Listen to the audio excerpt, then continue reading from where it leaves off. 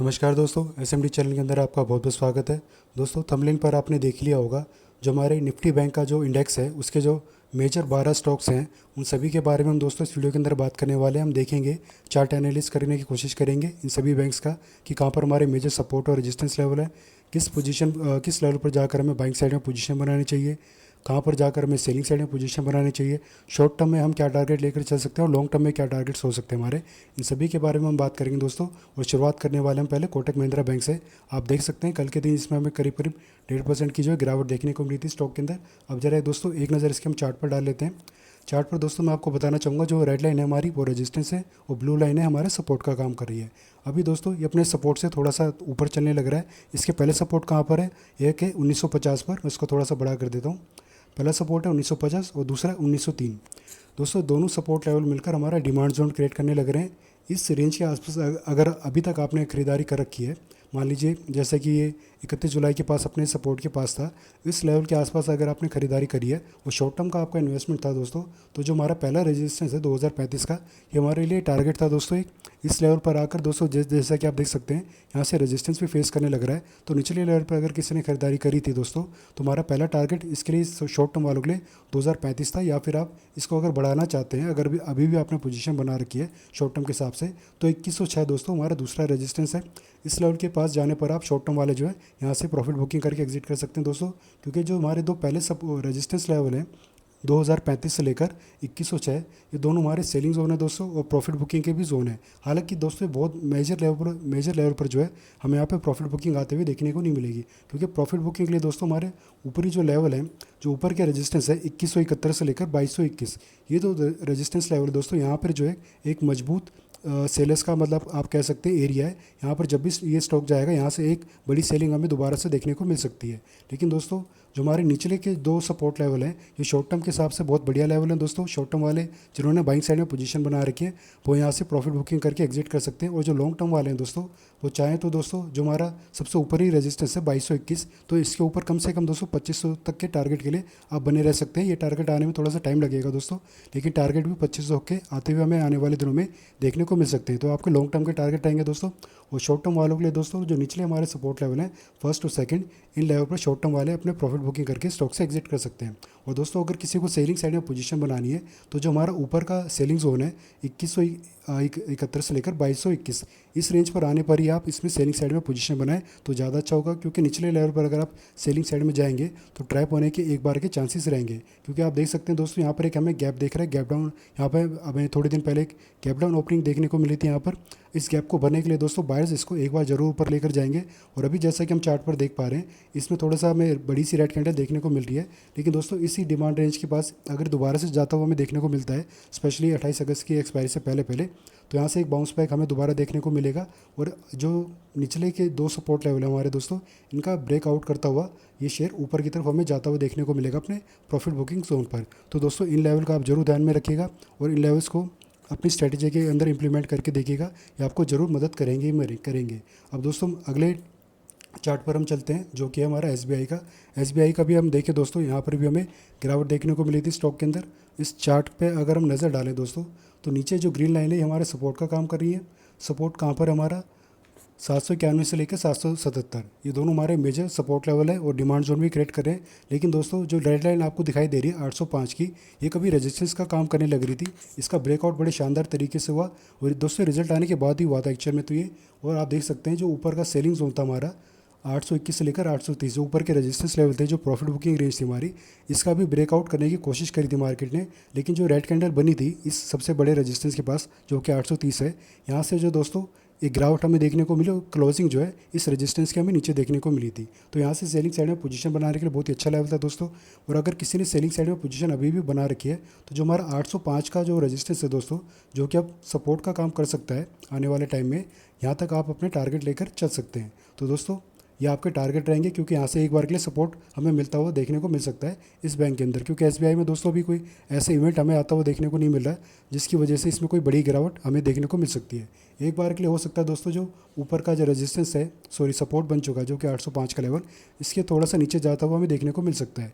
लेकिन हमारे में निचले जो सपोर्ट है दोस्तों 791 से लेकर 777, जैसा कि मैंने आपको बताया, ये मजबूत डिमांड रेंज हमारी दोस्तों। इस रेंज के नज़दीक जाने पर आप इसमें डेफिनेटली बाइंग साइड में पोजीशन बनाकर चल सकते हैं। और टारगेट दोस्तों, अगर आप इस डिमांड रेंज पर हम खरीदारी करके चलते हैं, जहाँ पर हमारा 200 दिन का मूविंग एवरेज भी चल रहा है, तो शॉर्ट टर्म वाले 800 या फिर 810, 800 से लेकर 810, या फिर जो हमारा रेजिस्टेंस है 821 का, यहाँ तक भी आप अपने टारगेट लेकर चल सकते हैं दोस्तों। लेकिन आप अपने स्टॉप लॉस को जरूर लगाकर चलेगा, क्योंकि सेलर अभी जैसा कि आप देख पा रहे हैं बड़ी सी रेड कैंडल बनने लग रही है, और जो कि हमारा सपोर्ट है 805 का जो पहले रेजिस्टेंस था, यहाँ पर हमारे बहुत सारे स्टॉप लॉस भी लगे हुए हैं। तो इन सभी स्टॉप लॉस को ट्रिगर आउट करने के लिए सेलर इसको यहाँ तक थोड़ा सा नीचे तक लेकर जा सकते हैं। जैसे कि आप देख सकते हैं एक ये रेड कैंडल है जो कि बहुत बड़ी बनी थी दोस्तों, नीचे तक चली गई थी हमारे निचले सपोर्ट लेवल तक, लेकिन यहाँ से बाइंग साइड में पोजीशन बनाई और एकदम से फिर क्लोजिंग हमें ऊपर देखने को मिली थी। ये इतनी नीचे एकदम से दोस्तों इसलिए आई थी क्योंकि सेलर ने एकदम से प्रेशर बना दिया था। और प्रेशर किस लिए था? यहाँ पर स्टॉप लॉस को ट्रिगर आउट करने के लिए। सबके स्टॉप लॉस को खाता हुआ फिर यहाँ से उन्होंने बाइंग साइड में पोजीशन बनाई और ऊपर की तरफ क्लोजिंग लेकर गया, और यहाँ से आप देख सकते हैं किस तरीके का तेजी का ट्रेंड में फिर देखने को मिला था। तो दोस्तों हमें ट्रैप होने से बचना, और ध्यान रखिएगा दोस्तों इस रेंज पर भी अगर आप खरीदारी करते हैं शॉर्ट टर्म वाले, तो आपके स्टॉप लॉस जाने के ज़्यादा चांसेस होंगे। इसलिए हम अपनी डिमांड रेंज के पास आने पर ही शॉर्ट टर्म वाले इसमें इन्वेस्टमेंट करें तो ज़्यादा अच्छा होगा। इस लेवल पर अगर आपको खरीदारी करनी है तो लॉन्ग टर्म के हिसाब से आप खरीदारी करके चल सकते हैं। और सेलर्स के लिए मैंने बता दिया दोस्तों, सेलिंग साइड में अगर आपकी पोजीशन है तो 805 तक आप अपने टारगेट लेकर चल सकते हैं। तो दोस्तों ये तो बात हो गई SBI की। अब आगे हम चलते हैं, अब हम चलेंगे ICICI बैंक के शेयर के ऊपर। इसके ऊपर भी हम देखें दोस्तों, यहाँ पर भी हमें गिरावट देखने को मिल रही है इस बैंक के शेयर में भी। अब जरा इसके हम चार्ट को देखते हैं। ब्लू लाइन जो हमारे सपोर्ट का काम करें दोस्तों, यहाँ पर सपोर्ट कहाँ पर हमारा ऊपर में 1415 और नीचे में 1389, या फिर आप 1390 आप इसको कह सकते हैं। ये दोनों मिलके हमारा डिमांड रेंज क्रिएट कर रहे हैं। ऊपर में रेजिस्टेंस कहाँ पर है दोस्तों ICICI बैंक के 1461 से लेकर 1488, ये दोनों हमारे रेजिस्टेंस लेवल है, जिसको हम प्रॉफिट बुकिंग जोन भी कहते हैं, सेलिंग जोन भी कहते हैं।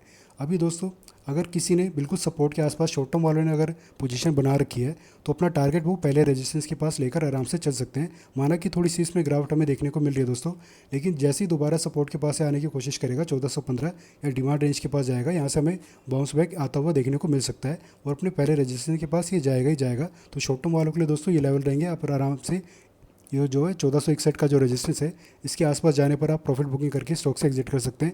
अगर टारगेट आप थोड़ा सा बढ़ाना चाहें तो आप जरूर स्टॉप लॉस को एक बार लगा कर रखें। और दोस्तों जैसे कि हमें दिखाई दे रहा है रेड कैंडल यहाँ पर बनने लग रही है, हालांकि नीचे से बाइंग साइड में पोजीशन बंद हमें बनती हुई देखने को मिल रही है। अभी सेलर अगर इसको गिराएंगे दोस्तों तो जो 1415 का हमारा सपोर्ट है, यहाँ पर स्टॉप लॉस बहुत सारे लगे हुए हैं। स्टॉप लॉस को खाने के लिए ही सेलर यहाँ तक इसको एक बार लाने की कोशिश करेंगे। हालांकि अभी ऐसा लगता नहीं कि सेलर दोबारा से इस सपोर्ट के पास इसको ला सकेंगे। थोड़ा सा बाइंग साइड में प्रेशर में आता हुआ ज़्यादा यहाँ से देखने को मिल सकता है, और पूरी कोशिश करेंगे बायर्स कि पहले रेजिस्टेंस का ब्रेकआउट कर दें और यहाँ से फिर जो है इस रेजिस्टेंस को वो धीरे धीरे सपोर्ट में कन्वर्ट करने की कोशिश करेंगे। अगर इसका मान लीजिए ब्रेकआउट कैसे होगा, अगर बायस ने पोजीशन बना ली काफ़ी सारी अच्छी और बड़ी सी ग्रीन कैंडल बन गई और ऊपर की तरफ हमें क्लोजिंग दे दी, तो 5 से 10 सेशन जो होंगे दोस्तों हम वेट करेंगे। अगर इस रेजिस्टेंस के पास यहाँ सस्टेन कर गया ये स्टॉक, तो इसका मतलब होगा अब ये रेजिस्टेंस जो है वीक हो चुका है और अब सपोर्ट में कन्वर्ट हो चुका है, और फिर ये धीरे धीरे कोशिश करेगा अपने दूसरे रेजिस्टेंस का भी ब्रेकआउट करने का।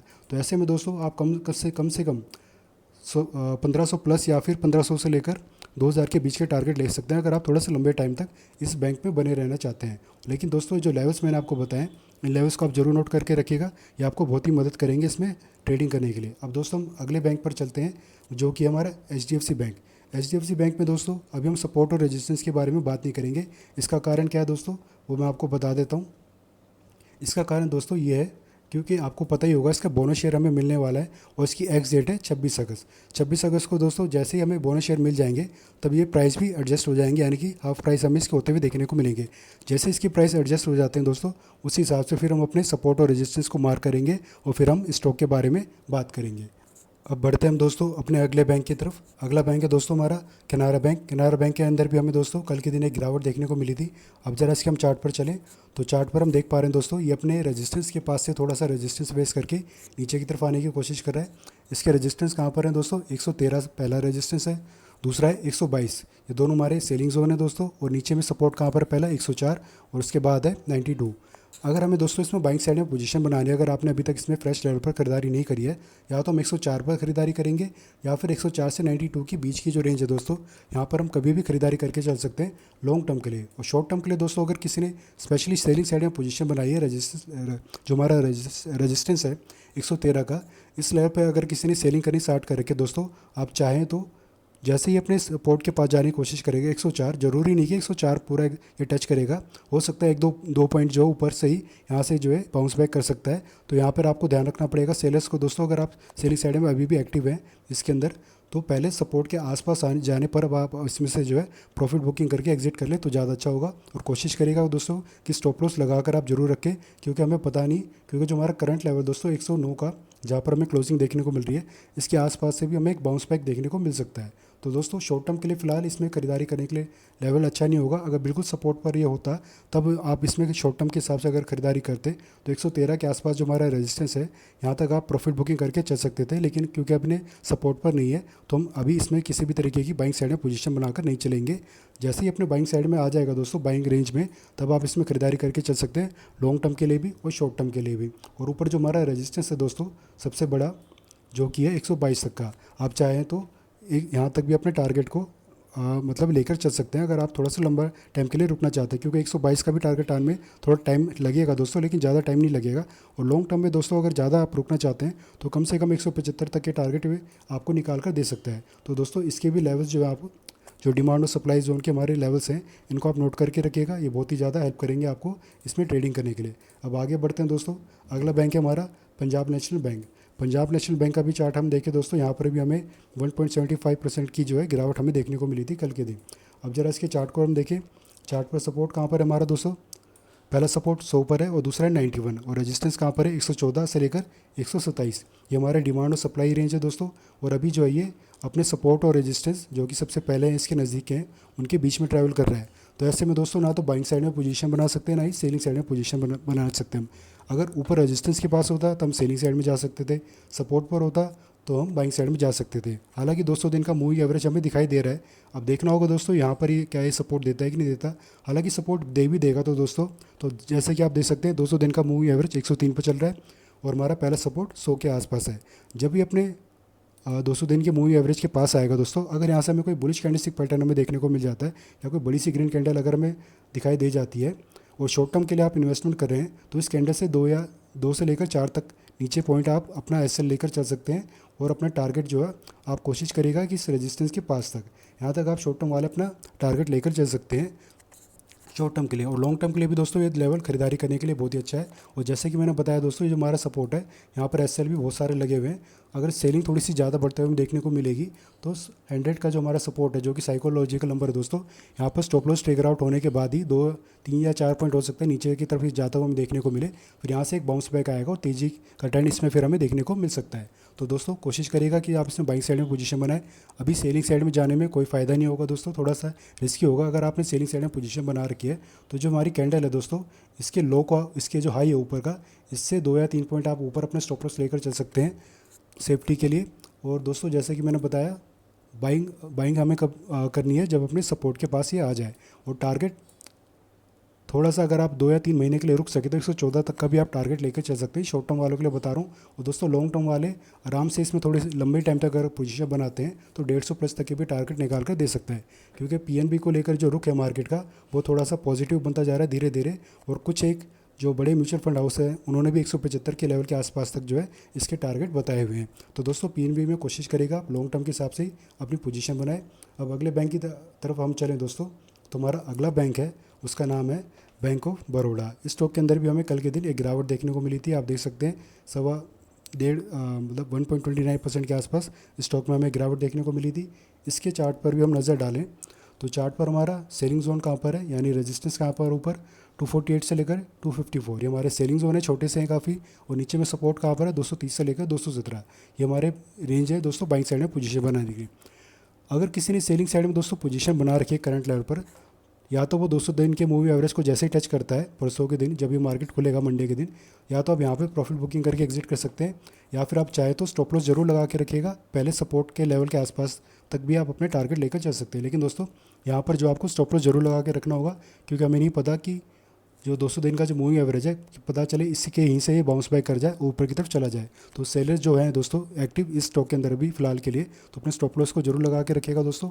और बाइंग साइड के लिए दोस्तों पहले सपोर्ट के आसपास अगर हमें देखने को मिल जाता है 28 अगस्त की एक्सपायरी तक या उससे पहले, तब आप यहाँ से बाइंग साइड में पोजीशन बना के चल सकते हैं। और टारगेट हमारा जो सेलिंग जोन है, यानी कि आप पहला रेजिस्टेंस लेवल कह लीजिए या फिर जो सेलिंग जोन है हमारा प्रॉपर, इस सेलिंग रेंज तक शॉर्ट टर्म वाले भी अपनी पोजीशन बनाकर चल सकते हैं। और लॉन्ग टर्म वाले कम से कम 300 तक के टारगेट के लिए इस स्टॉक के अंदर बने रह सकते हैं। तो इन लेवल्स को आप जरूर नोट करके रखिएगा दोस्तों। ये शॉर्ट टर्म लॉन्ग टर्म दोनों के लिए आपके लिए फिलहाल के लिए काफ़ी मददगार साबित होंगे।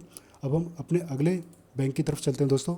हमारा जो अगला बैंक है जिसके बारे में बात करेंगे वो है एक्सिस बैंक। एक्सिस बैंक के अंदर भी हमें एक मामूली सी गिरावट दोस्तों देखने को मिली थी कल के दिन। और इसके चार्ट को अगर हम देखें तो हमारा डिमांड रेंज कहाँ पर है, नीचे में 1010 से लेकर ऊपर में 1057, ये हमारी डिमांड रेंज है दोस्तों, यानी कि मेजर सपोर्ट लेवल है फिलहाल के लिए। और रेजिस्टेंस कहाँ पर है, पहला है 1108, ऊपर है 1161।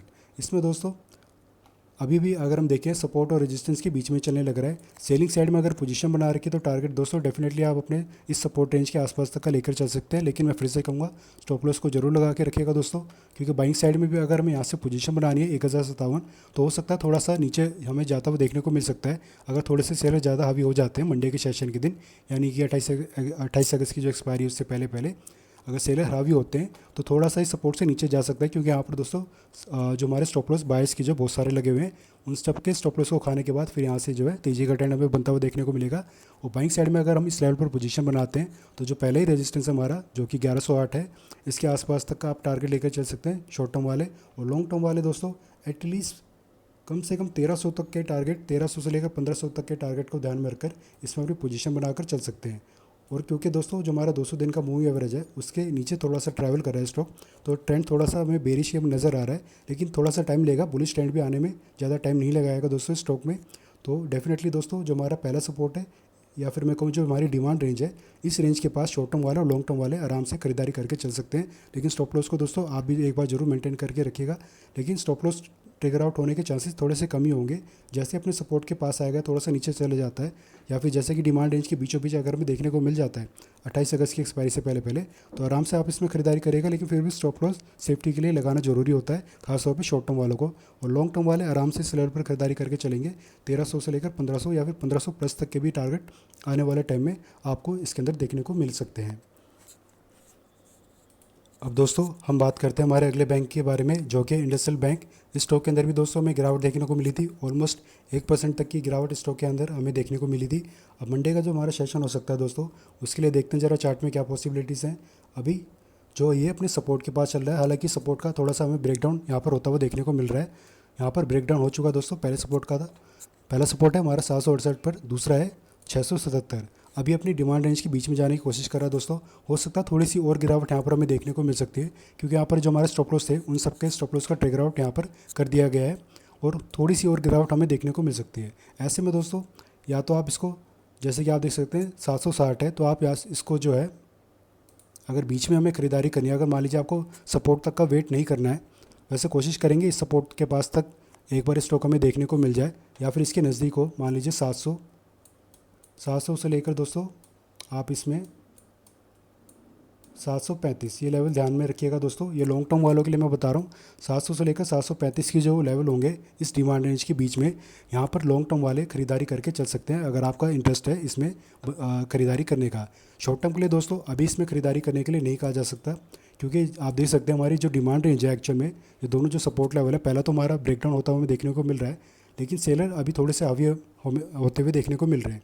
अभी हो सकता है बीच में यहाँ से एक बाउंस बैक आए, थोड़ा सा ये ऊपर जाने की कोशिश करे। तो ऐसे में दोस्तों हमें देखना होगा, मान लीजिए ये जैसे कि 760 पर क्लोजिंग है, 750 के आसपास चला जाता है और यहाँ से थोड़ा सा ऊपर की तरफ जाता है, और कुछ दिन के लिए जो हमारा ये सपोर्ट था 768 का, अगर यहाँ पे सस्टेन करता है 5 से 10 सेशन, हमें वेट करना होगा दोस्तों कम से कम 10 सेशन का, या 5 से 10 के मान के चलिए। अगर इसके ऊपर की तरफ हमें क्लोजिंग मिलती है सभी कैंडल्स की 768 के ऊपर, तो उसका मतलब होगा यहाँ से तेज़ी का ट्रेंड आ रहा है। अगर इसकी नीचे की तरफ हमें क्लोजिंग देखने को मिलती है तो डेफिनेटली दोस्तों यहाँ से हमें थोड़ी सी गिरावट और आती हुई देखने को मिल सकती है। तो 700 और 735 के लेवल दोस्तों ध्यान में रखिएगा। इन लेवल पर आप इसमें लॉन्ग टर्म के लिए खरीदारी करके चल सकते हैं। या फिर आपका शॉर्ट टर्म का ही नज़रिया है दोस्तों। अगर वेरी शॉर्ट टर्म का नज़रिया है तो उसके लिए दोस्तों आई एम सॉरी कुछ टारगेट नहीं दिए जा सकते। लेकिन अगर आप 3 से 4 महीने या ज़्यादा से ज़्यादा 6 महीने तक का अगर आपका व्यू रहेगा तो आप आराम से दोस्तों कम से कम जो हमारा पहला रेजिस्टेंस है 881 का, इस रेंज तक आप रुक सकते हैं। ये थोड़ा सा जल्दी हमें टारगेट आता हुआ देखने को मिल सकता है। 6 महीने का टाइम मैंने वैसे तो आपको ज़्यादा दे दिया है, लेकिन पहले ही यह आपका टारगेट आ सकता है। तो जो वेरी शॉर्ट टर्म के जो नज़रिया रखते हैं हफ्ते 2 हफ्ते के लिए, तो दोस्तों उनके लिए थोड़ा सा मुश्किल रहेगा फिलहाल के लिए कुछ कहना। लेकिन महीना 2 महीना 3 महीना या ज़्यादा से ज़्यादा 6 महीने तक का अगर किसी का व्यू होता है तो वो आराम से इसमें इस लेवल पर जो मैंने आपको बताया वहाँ पर खरीदारी करके चल सकते हैं और 881 तक अपना टारगेट लेकर चल सकते हैं। और ऊपर में हमारा दूसरा जो रेजिस्टेंस है दोस्तों वो है 972 का।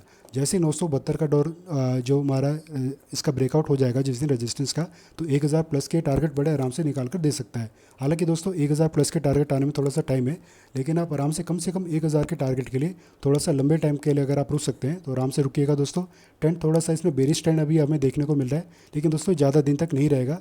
लेकिन जैसा कि मैंने बताया नीचे जो हमारा सपोर्ट है 677, इस रेंज के पास दोस्तों अगर ये जब भी जाता है, अगर आज जो मैंने आपको लेवल बताया 700 735 यहाँ पर आप खरीदारी नहीं करते तो 677 के पास जब भी स्टॉक हमें देखने को मिलेगा तो डेफिनेटली दोस्तों यहाँ पर आप लॉन्ग टर्म के हिसाब से बाइक साइड में पोजीशन बना सकते हैं। और शॉर्ट टर्म वाले भी दोस्तों इस लेवल पर के पास जो अपनी खरीदारी करके चल सकते हैं। और ऐसे में दोस्तों आपके जो फिर टारगेट निकल कर आएंगे शॉर्ट टर्म वालों के लिए, जो पहला ही टारगेट होगा वो आपका 700 का होगा।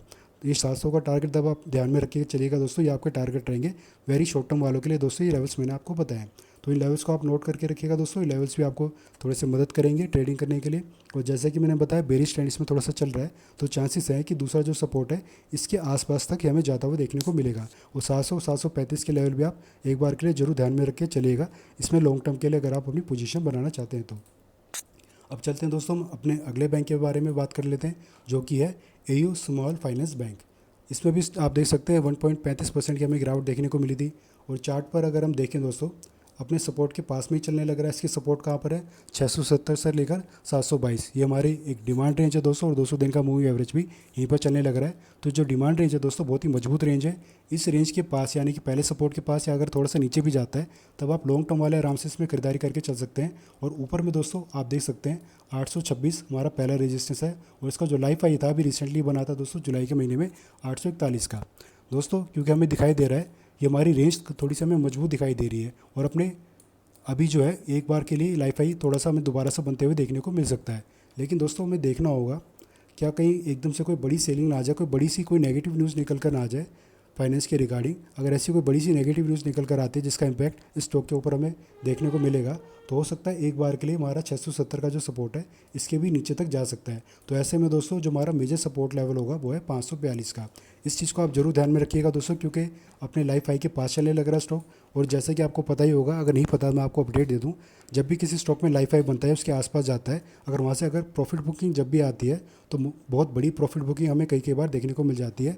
और ऐसे में हमारा जो डिमांड रेंज होता है सबसे नज़दीक का उसका भी ब्रेकडाउन हमें होता हुआ देखने को मिलता है। तब ऐसे में हमें पता होना चाहिए कि हमारा मेजर सपोर्ट लेवल क्या है। तो दोस्तों अगर कोई बड़ी सी नेगेटिव न्यूज़ निकल कर आ जाती है जिसकी वजह से हमारा ब्रेकडाउन हो जाता है डिमांड रेंज का, तो जो हमारा मेजर सपोर्ट लेवल है दोस्तों इस रेंज के आसपास, तब आप इसमें खरीदारी करके चल सकते हैं लॉन्ग टर्म के लिए। लेकिन दोस्तों अभी हमें पता नहीं किस तरह की क्या खबर आएगी, क्योंकि हम फ्यूचर तो देख ही नहीं सकते। लेकिन फ़िलहाल के लिए अगर खरीदारी करने का आपका मन है तो इस डिमांड रेंज में आप एक बार के लिए खरीदारी करके चल सकते हैं। और शॉर्ट टर्म वाले अगर खरीदारी करते हैं दोस्तों तो स्टॉप लॉस जरूर लगा के रखिएगा, क्योंकि प्रॉफिट बुकिंग अगर हमें बड़ी सी यहाँ पर कोई प्रॉफिट बुकिंग आती हुई देखने को मिल गई तो यह इस रेंज के आसपास जितने भी स्टॉप लॉस हैं इन सबके स्टॉप लॉस यहाँ पर हमें जाते हुए देखने को मिलेंगे। सेलर्स सबके स्टॉप लॉस को खाकर ही इसमें फिर धीरे धीरे ट्रेंड थोड़ा सा ऊपर की तरफ लेकर जाएंगे। और जैसे कि दोस्तों आप देख पा रहे हैं अभी ये सपोर्ट के पास है, अगर यहाँ से किसी ने बाइंग साइड में पोजीशन बना रखी है थोड़े शॉर्ट टर्म के लिए अगर पोजीशन बनाई है दोस्तों तो 826 के आसपास या फिर 800 से लेकर 826 ये जो हमारी रेंज रहेगी, यहाँ पर आप प्रॉफिट बुकिंग करके स्टॉक से एग्जिट कर सकते हैं। हालांकि देखते हैं दोस्तों किस तरीके की कुछ क्या खबरें निकल कर आती। वैसे तो आपको पता ही होगा जीएसटी के रिगार्डिंग भी काफ़ी अच्छी खबरें कुछ आती हुई हमें देखने को मिल रही है, तो उसका कुछ पॉजिटिव इम्पैक्ट भी यहाँ पर हमें देखने को मिल सकता है। तो चांसेस हैं कि इसमें जो है एक नया लाइफ है हमें आने वाले दिनों में महीने 1.5 महीने के अंदर आता हुआ देखने को मिल सकता है। लेकिन फिर भी सेफ्टी के लिए दोस्तों मैं अपने मेजर सपोर्ट का भी पता होना चाहिए, अगर गिरावट आती है तो स्टॉक कहाँ तक जा सकता है। तो इन लेवल को भी आप जरूर ध्यान में रखिएगा दोस्तों, उस हिसाब से आप अपनी ट्रेडिंग करिएगा। अब आगे चलते हैं दोस्तों, आगे हमारा बैंक है वो है IDFC first bank. IDFC first bank पे भी दोस्तों हमें गिरावट ही देखने को मिली थी कल के सेशन में, करीब आधा % की गिरावट थी दोस्तों, ज़्यादा बड़ी गिरावट नहीं थी। और जैसे कि हम देख पा रहे हैं अपने सपोर्ट और रेजिस्टेंस के बीच में है। पहला सपोर्ट है 64 पर और दूसरा सपोर्ट की अगर हम बात करें वो है 56। ये हमारी डिमांड रेंज है। सेलिंग जोन कौन सा है 78 से लेकर 84, ये दोनों हमारे रेजिस्टेंस लेवल है दोस्तों। अभी जैसा कि हम देख पा रहे हैं अपने सपोर्ट और रेजिस्टेंस के बीच में है, लेकिन 200 दिन के मूविंग एवरेज के पास है। दोस्तों कोशिश करेंगे अगर लॉन्ग टर्म के लिए आपको खरीदारी करनी है तो जो हमारा करंट लेवल है 200 मूविंग दिन का जो मूविंग एवरेज है वो 68 पर है, क्लोजिंग है 69। लॉन्ग टर्म के हिसाब से आप यहाँ पर खरीदारी करके चल सकते हैं, लेकिन शॉर्ट टर्म के लिए दोस्तों कोशिश करना ही होगी हमें कि बिल्कुल जितना नज़दीक अपने सपोर्ट के पास आएगा तब हम इसमें बाइंग साइड में पोजीशन बनाएं तो ज़्यादा अच्छा होगा। अगर मान लीजिए 64 के आसपास आ जाता है तब ऐसे में हम पहला टारगेट लेके चल सकते हैं अपना, ये जो 200 दिन का मूविंग एवरेज है इसके पास, या फिर आप 70 तक का भी टारगेट लेकर चल सकते हैं। नहीं तो जो हमारा 78 का जो रेजिस्टेंस है इसके पास जब भी स्टॉक जाता हुआ हमें देखने को मिलेगा, यहाँ से आप प्रॉफिट बुकिंग करके स्टॉक से एग्जिट कर सकते हैं। तो इसमें दोस्तों अभी सेलिंग साइड में भी पोजीशन ना बनाए तो ज़्यादा अच्छा होगा, और शॉर्ट टर्म वाले बाइंग साइड में पोजीशन बनाना चाहते हैं तो इसको बिल्कुल सपोर्ट पर आने दीजिए, तभी आप इसमें बाइंग साइड में पोजीशन बनाएं, अदरवाइज आपके स्टॉप लॉस के जाने के पूरे चांसेस होंगे।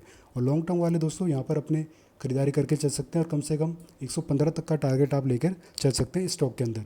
अब दोस्तों हम बात करेंगे अपने अगले और आखिरी बैंक के स्टॉक के बारे में, जो कि है फेडरल बैंक। ये हमारा आखिरी बैंक है दोस्तों, ये 12वां बैंक है जिसके बारे में बात करने वाले हैं। यहाँ पर फिर अपनी वीडियो को क्लोज करेंगे। इस बैंक में भी करीब 1% की हमें गिरावट देखने को मिल रही है दोस्तों। और इसके अगर हम चार्ट को देखें, चार्ट पर हमारा रेजिस्टेंस कहाँ पर है दोस्तों, पहला रेजिस्टेंस है 218। और दोस्तों मैं आपको बता दूं अपने लाइफ हाई के पास ही चल रहा है, इसका लाइफ हाई 220 का है।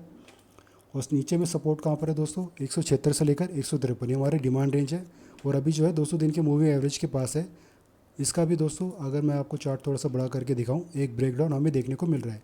इसकी जो क्लोजिंग हमें देखने को मिली है 196 पर, आप देख सकते हैं 200 दिन के मूविंग एवरेज के नीचे की तरफ हमें देखने को मिली है। इसमें सेलिंग साइड में अगर पोजीशन बनानी है दोस्तों तो थोड़ा सा स्टॉप लॉस का हमें जरूर ध्यान में रखकर चलना पड़ेगा। और जो हमारा टारगेट रहेगा 176 का जो सपोर्ट है, इस रेंज के आसपास तक हमारा टारगेट रहेगा। हालांकि दोस्तों जैसे कि जीएसटी के रिगार्डिंग आपको पता ही खबरें चलने लग रही है, कुछ पॉजिटिव खबर निकल कर आएगी जो कि आनी ही आनी है। उसके इम्पैक्ट से अगर स्टॉक में हमें तेज़ी देखने को मिल जाती है और ये अपने दोबारा से रेजिस्टेंस के पास जाता है या नया लाइफ हाई हमें बना देता है, तब दोस्तों थोड़ा सा हमें अलर्ट होना पड़ेगा, खासतौर पे शॉर्ट टर्म वालों को। क्योंकि अगर इस लेवल पर आकर आपने प्रॉफिट बुकिंग नहीं करी, अगर किसी ने पहले से पोजीशन बना रखी शॉर्ट टर्म के लिए बाइंग साइड में, तो दोस्तों आपको लॉस हो सकता है। क्योंकि जब भी किसी स्टॉक में लाइफ हाई बनता है तो जैसे कि मैंने अभी थोड़ी देर पहले भी बताया आपको, वहाँ पर प्रॉफिट बुकिंग हमें आती हुई देखने को मिलती है। इसमें भी एक बड़ी प्रॉफिट बुकिंग आने वाले टाइम में हमें आती हुई देखने को मिल सकती है। तो हमें कोशिश करें दोस्तों बाइंग साइड में अगर पोजीशन बनानी है तो जो हमारा डिमांड रेंज है यानी सपोर्ट रेंज है, इसी लेवल पर अगर हम इसमें खरीदारी करें, चाहे शॉर्ट टर्म का नज़रिया हो लॉन्ग टर्म का नज़रिया हो, जिन्होंने अभी तक खरीदारी नहीं करी, जो खरीदारी करना चाहते हैं, तो उनके लिए बता रहा हूँ दोस्तों, हम अपनी डिमांड रेंज यानी कि सपोर्ट रेंज के पास ही इसमें खरीदारी करके चलेंगे। और 136 की रेंज के आसपास हमें 1-1.5 महीने के अंदर ये स्टॉक अगर मिल जाता है, या फिर कौन डिमांड रेंज के अंदर मिलता है ये स्टॉक हमें, तो हम लॉन्ग टर्म के लिए दोस्तों कम से कम 225 का हमारा पहला टारगेट रहेगा। वैसे तो ये आराम से आपको 300 तक के भी टारगेट निकाल कर दे सकता है लॉन्ग टर्म में। तो आपके ऊपर है दोस्तों आप कितना लंबा स्टॉक में बने रहना चाहते हैं। और शॉर्ट टर्म वाले दोस्तों जब भी इसमें खरीदारी करेंगे अपने सपोर्ट के पास, तो टारगेट या तो 200 दिन के मूविंग एवरेज को लेकर चलेंगे, नहीं तो 200 का भी आप टारगेट ध्यान में रख के चलिएगा दोस्तों। 200 हमारा साइकोलॉजिकल नंबर भी होता है। 200 के आसपास जब भी स्टॉक जाएगा तो शॉर्ट टर्म वाले यहाँ से प्रॉफिट बुकिंग करके स्टॉक से एग्जिट कर सकते हैं। तो दोस्तों इन लेवल को आप ध्यान में रखिएगा, ये लेवल आपको ज़रूर मदद करेंगे इसमें ट्रेडिंग करने के लिए। और दोस्तों अभी तक इन सभी 12 बैंकों के जो शेयर्स हैं उनके बारे में जो भी मैंने आपको जानकारी दी है, जो लेवल्स बताएं, टारगेट्स बताएं आपको, अगर आपको अच्छे लगे हो, यूज़फुल लगे हो, तो वीडियो को लाइक करना, चैनल को सब्सक्राइब करना। धन्यवाद।